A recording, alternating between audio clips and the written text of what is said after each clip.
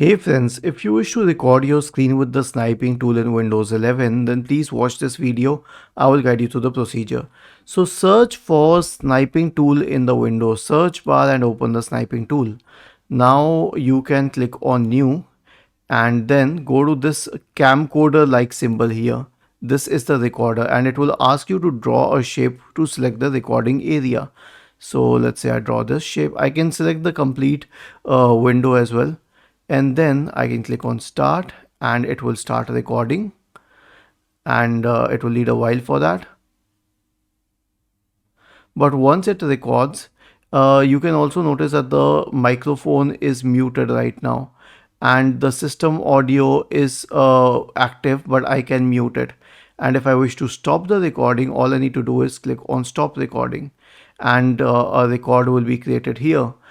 Meanwhile, there was also bin like symbol if I had to cancel the recording right there.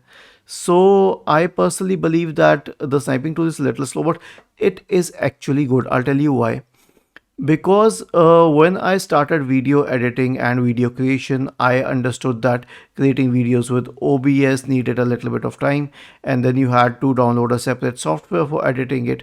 Now the interesting part with screen recording in Windows computers is that you can record screen with the sniping tool and then immediately edit it in Clipchamp, which makes things very easy.